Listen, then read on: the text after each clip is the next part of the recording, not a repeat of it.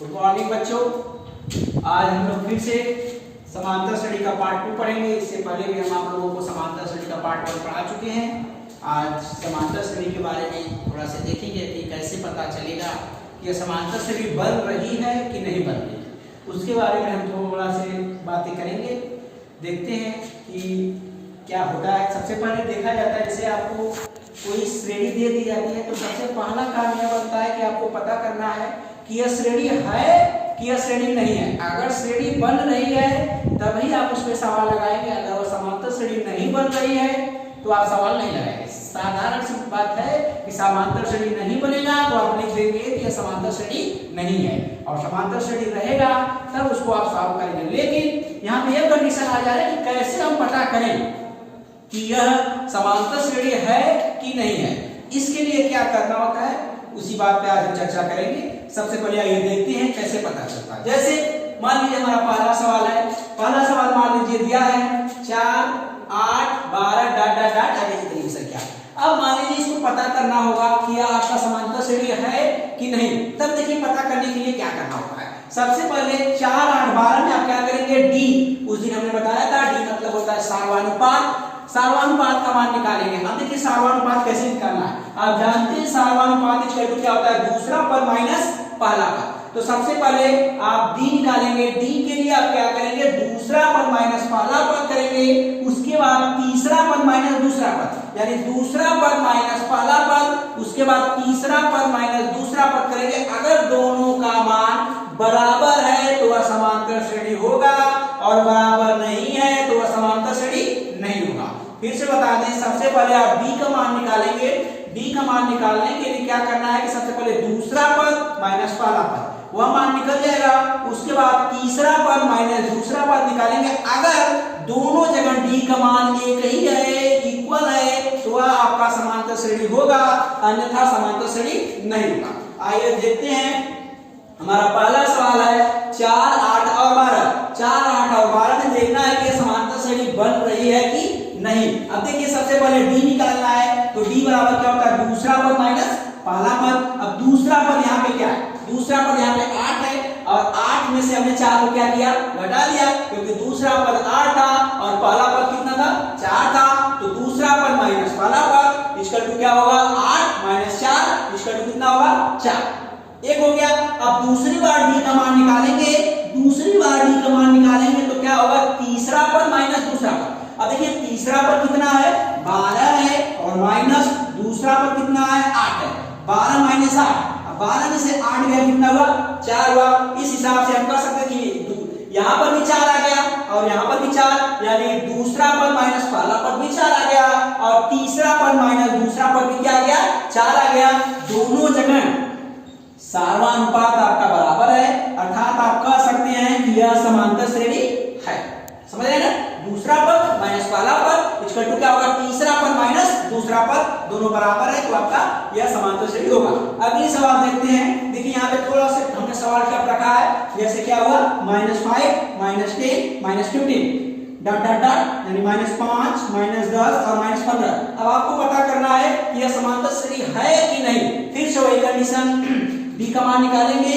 दूसरा पद माइनस पहला पद, और उसके बाद तीसरा पद माइनस दूसरा पद, दोनों का मान अगर बराबर है तो वह समांतर श्रेणी रहेगा, और दोनों का मान बराबर नहीं है तो समांतर श्रेणी नहीं रहेगा। आइए देखते हैं। सबसे पहले डी इक्वल टू क्या होगा, दूसरा पद माइनस पहला पद। यहाँ पे दूसरा पद देखिए कितना है, -10 है, तो दूसरा पद -10 माइनस, और पहला पद कितना है, -5 है। यहाँ पे थोड़ा सा आप लोगों को ध्यान देने की जरूरत है। आप जानते हैं कि जब भी कोष्टक के बाहर माइनस होता है, उसका छोटे कोष्टक में कोई भी कोष्टक होता है उसका अंदर मल्टीप्लाई कर देते हैं, और मल्टीप्लाई करने के बाद कोष्टक के अंदर जो भी चिन्ह होता है वो अपोजिट हो जाता है, आप जानते हैं। तो देखिए यहाँ पे कोष्टक के अंदर यहाँ पे माइनस चिन्ह है, इसका अंदर मल्टीप्लाई कर देंगे तो माइनस माइनस क्या होता है, प्लस, यानी -10 और +5, -10 और +5। आप जानते हैं ऐसी कंडीशन में जो संख्या बड़ी होती है उसका हम चिन्ह ले लेते हैं। 10 और 5 में बड़ा कौन है, 10 है, उसका चिन्ह कौन सा है, माइनस है, तो हमने यहाँ से माइनस ले लिया। उसके बाद क्या करते हैं, बड़े में से छोटे को घटा देते हैं, तो -10 + 5 इसका कितना हो गया, -5। एक का मान निकल गया, एक का मान कितना आया -5। ऐसे ही दूसरा सार्वधातुक निकालेंगे, दूसरा सार्वधातुक क्या होता है कि तीसरा पद माइनस दूसरा पद। अब देखिए तीसरा पद यहाँ पे क्या है -15 है, तो यहाँ आपने लिख लिया तीसरा पद -15। उसके बाद क्या होता है माइनस दूसरा पद, तो माइनस दूसरा पद कितना है -10 है। फिर से वही कंडीशन हो गया, यहाँ पे कोष्टक है, कोष्टक के अंदर माइनस है, उसके पहले भी क्या है माइनस है। अब आप जानते हैं जब भी किसी कोष्टक के बाहर माइनस होगा तो वह फिक्स है अंदर जाकर कोष्टक के उस कोष्टक का जो भी चिन्ह रहेगा उसको बदल देगा। अब देखिए यहाँ से ध्यान से, यहाँ पे कोष्टक के अंदर चिन्ह कौन सा है माइनस है, या अंदर जाएगा चिन्ह बदल देगा, यानी d इक्वल टू क्या होगा -15 अपनी जगह है, और ये माइनस माइनस क्या हो गया प्लस, और फिर क्या हो गया 10। फिर से वही कंडीशन, ऐसी कंडीशन में देखा जाता है कौन संख्या बड़ी है। यहाँ पे बड़ा कौन सा है 15 बड़ा है, तो जो बड़ा रहता है उसका चिन्ह ले लेते हैं और बड़े में से छोटे को घटा देते हैं। अब यहाँ पे 15 बड़ा था, 15 का जो चिन्ह है वो क्या है माइनस है, तो यहाँ सबसे पहले माइनस आपने उतारा और बड़े में से छोटे को क्या किया घटा दिया, तो -15 + 10 इसका क्या -5। इस हिसाब से आप देखिए दोनों जगह हमारा क्या आ गया -5, यानी दूसरा पद माइनस पहला पद इक्वल टू -5 और तीसरा पद माइनस दूसरा पद इक्वल टू क्या -5। दोनों जगह सार्वधातुक बराबर है, अर्थात आप कह सकते हैं -5 -10 -15 डॉट डॉट डॉट, यह भी क्या है एक समांतर श्रेणी है। अगला सवाल आते हैं, अगला सवाल देखिए 7 14 22 डॉट डॉट डॉट। अब इसको पता करना है कि यह समांतर श्रेणी है कि समांतर श्रेणी नहीं है। सेम प्रोसेस करना है, दोनों के लिए सार्वधातुक निकालना है।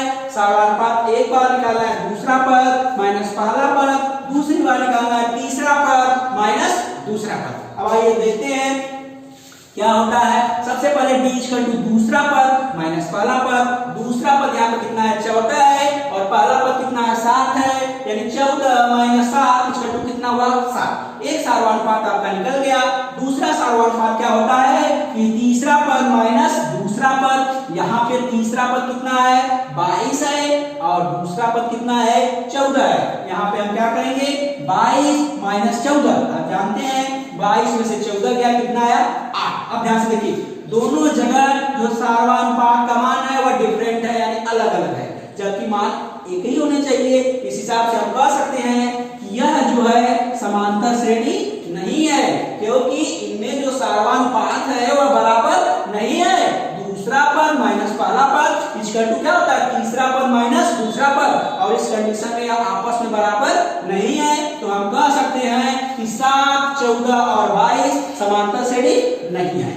अगला सवाल हमारा है, देखिए क्या है 1/2 1 और 3/2 डॉट डॉट डॉट आगे की संख्या है। अब यह पता करना है कि यह आपका समांतर श्रेणी है कि समांतर श्रेणी नहीं है। इसके लिए सेम कंडीशन होगा, दूसरा पद माइनस पहला पद इक्वल टू होगा तीसरा पद माइनस दूसरा पद। आइए देखते हैं क्या होता है। दूसरा पद माइनस पहला पद तो d इक्वल टू होगा, तो d बराबर दूसरा पद माइनस पहला पद, तो d बराबर क्या होगा दूसरा पद आप ऊपर देखिए दूसरा पद कितना है 1 है, यानी 1 माइनस पहला पद कितना है 1/2 है, तो 1 माइनस 1/2, या आप लोग पिछली क्लास में पढ़ चुके हैं ऐसे सवाल को कैसे किया जाता है।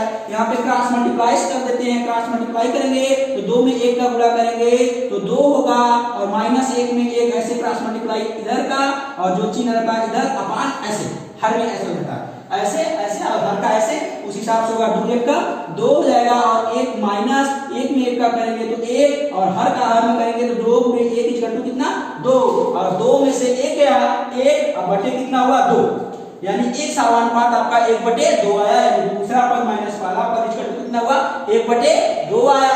अब दूसरा देखते हैं, दूसरा क्या होता है सार्वधातुक आपका होता है d इक्वल टू तीसरा पद माइनस दूसरा पद। इस कंडीशन में देखिए तीसरा पद क्या है 3/2 है और दूसरा पद क्या है 1 है, यानी तीसरा पद माइनस दूसरा पद, यानी 3/2 माइनस 1 को आप क्या लिख सकते हैं 1 को 1/1 लिख सकते हैं, ठीक है। अब फिर से वही क्रॉस मल्टीप्लाई यहाँ पे, अब क्या होगा 3 में 1 का गुणा करेंगे 3, और माइनस 2 में 1 का गुणा करेंगे तो 2, और हर का हर में करेंगे तो 2 गुणे 1 इक्वल टू 2।